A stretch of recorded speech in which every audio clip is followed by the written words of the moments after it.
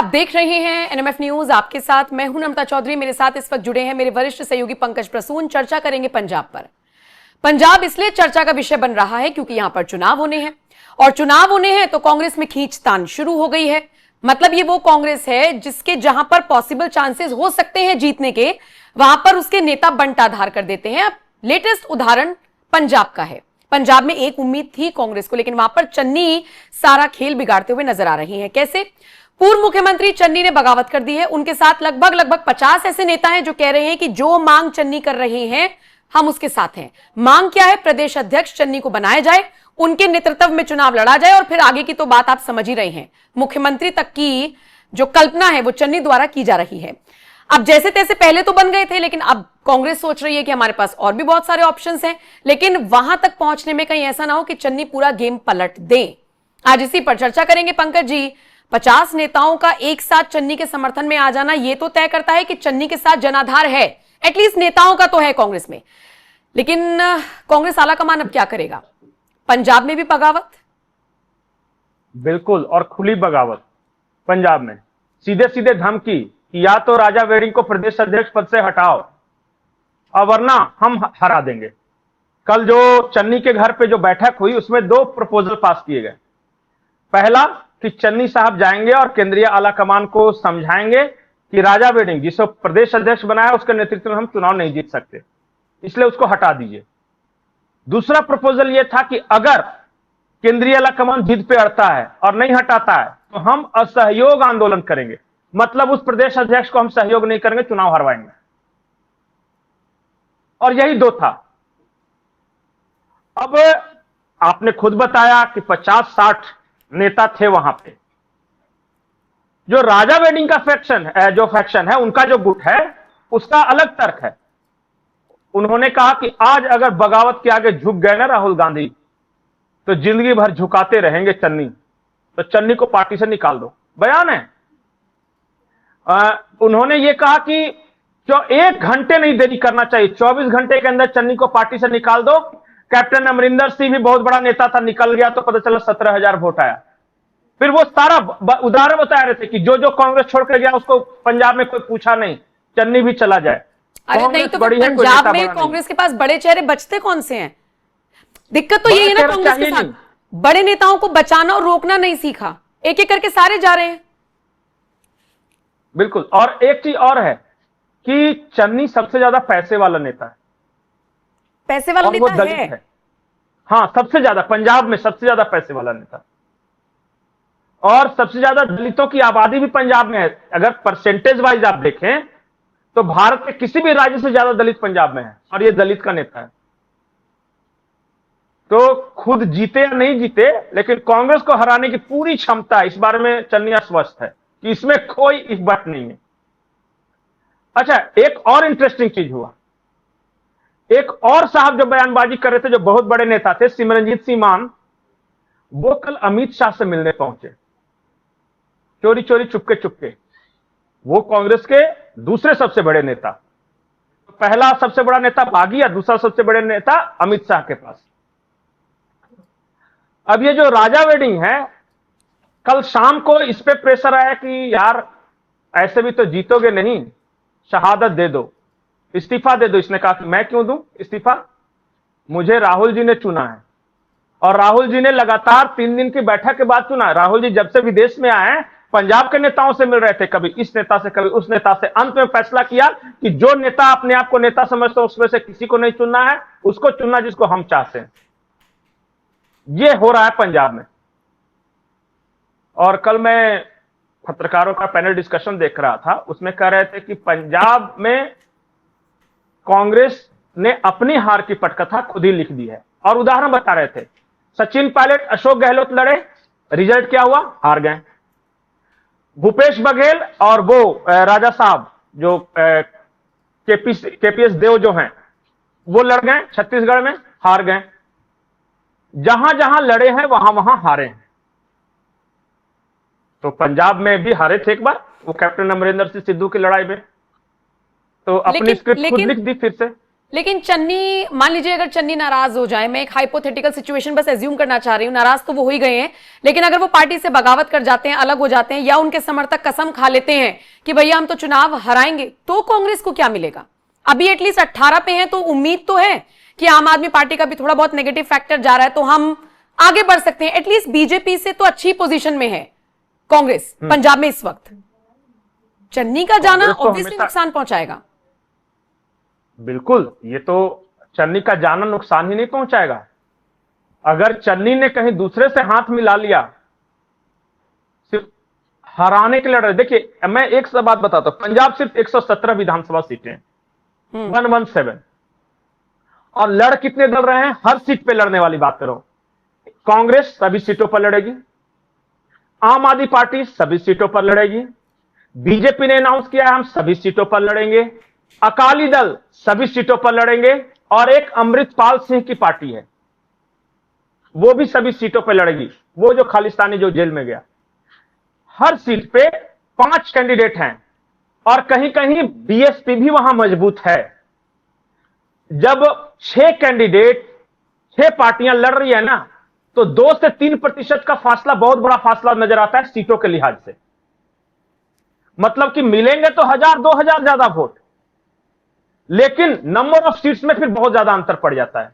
नहीं, लेकिन अभी भी जो मार्जिन है आम आदमी पार्टी का वो बहुत बम्पर है। मतलब ये लोग 92 के साथ आगे हैं, 18 पे फिर यही है कांग्रेस, बीजेपी 2 पर है, शिरोमणि अकाली दल भी 2 या 3 पर है। बहुत लंबा मार्जिन है। इन 5 साल में पता नहीं कितना कवर हुआ है, वो तो देखने वाली बात होगी, पर इन चीजों का इफेक्ट पड़ेगा। बिल्कुल आपने सही कहा, नंबर ऑफ सीट्स के लिहाज से बहुत ज्यादा मार्जिन है, लेकिन परसेंटेज ऑफ वोट्स के लिहाज से कितना मार्जिन है, यही तो मैं बताने की कोशिश कर रहा था। वो 2-4% इधर उधर हुआ ना, तो पता चला कि 10-20 कितनी सीटों का अंतर हो जाता है। ज्यादा से ज्यादा कितनी सीटों पर? पंचकोणीय मुकाबला होना, जहां 1000-2000 से फैसला होना हो, तो अगर कोई पार्टी अपने नियरेस्ट राइवल से 4% भी वोट अगर ज्यादा लाती है, सिर्फ 4%, हर 100 में सिर्फ 4 आदमी भी उसको ज्यादा दे रहा है ना, तो पता चला कि 40 से 50 सीटों का अंतर दिखता है पंजाब के लिहाज से। इसलिए मैं कह रहा हूं, तो चन्नी ज्यादा नहीं करना है इनको, हर सीट पे 2-4 हजार वोट सिर्फ डाउन कर देना है इनको। ये थोड़ी कह रहे हैं कि मैं 117 के 117 सीटें जीतकर मैं लड़वाऊंगा। दूसरी बात, मैं आपको बहुत महत्वपूर्ण बात बता रहा हूं, पंजाब में इस बार ड्रग्स सबसे बड़ा मुद्दा होने वाला है। वैसे हमेशा रहता है, लेकिन कांग्रेस की सरकार के दौरान ड्रग्स मेनांस बढ़ा है। आम आदमी पार्टी की सरकार इसे कंट्रोल नहीं कर सकी। अमित शाह ने कहा है कि मैं 2 साल के अंदर ड्रग्स कंट्रोल करके दिखाऊंगा, इसके लिए चाहे जो करना पड़े। इससे हुआ क्या है कि महिलाएं, खास करके मैं वुमेन जो बोल रहा हूं, उनको एक भरोसा जगह है। वहां के जो ग्राउंड रिपोर्ट्स आ रहे हैं उसके अनुसार बहुत बड़ा फैक्टर होने वाला है ये। नहीं, वहां पर फिर एक और बड़ा मुद्दा है, जो मिशनरीज एक्टिव हो गई हैं, जो जालंधर में एशिया का सबसे बड़ा वो चर्च बन रहा है, फिर ये भी बड़ा मुद्दा है अगर इसे बीजेपी भुनाती है तो। आप पंजाब के 3 सबसे बड़े मुद्दे बताइए, और 3 पार्टियों को रहकर देखिए कि कौन सबसे ज्यादा कैपिटलाइज कर रहा है। आपको बीजेपी इस बार, मैं ये नहीं कह रहा हूं कि वो सबसे ज्यादा बहुमत से सरकार बना रही है या कुछ, मैं ये सब बिल्कुल नहीं कह रहा हूं। मैं सिर्फ इतना कह रहा हूं कि जिन लोगों ने पिछले विधानसभा चुनाव में आम आदमी पार्टी के लिए ग्राउंड तैयार किया, वो सारे के सारे आज बीजेपी में हैं। बिल्कुल सही कह रहे हो। ये जो संदीप जी हैं, जो जिन्होंने district wise social media team बनाई थी, वो पिछले 1.5 महीने से पंजाब के अलग अलग शहरों और गांवों में घूमकर बीजेपी की सोशल मीडिया टीम बना रहे हैं। वहां पे कोई कहीं न्यूज में नहीं है। ये मुद्दों को एम्पलीफाई करने का काम करेगा। दूसरा, मुद्दों का सिलेक्शन, मैंने खुद ही बताया कि 3 सबसे बड़े मुद्दे, 4 सबसे बड़े मुद्दे आप बताइए, वो सब पे बीजेपी स्ट्राइक कर रही है। चाहे वो कन्वर्जन हो, चाहे नशा हो, या पंजाब में कुछ जिले ऐसे हैं जहां कैंसर एक बहुत बड़ी समस्या हो गई है। इतने सारे इंसेक्टिसाइड, पेस्टिसाइड वगैरह मिला है ना वहां, कि वो महामारी का रूप ले रही है। उसको लेकर बहुत फोकस किया जा रहा है। नशे में स्पेशली जो यंग जनरेशन उलझ रही है, तो उस यंग जनरेशन को बचाना बीजेपी के एक बड़ा मुद्दा है।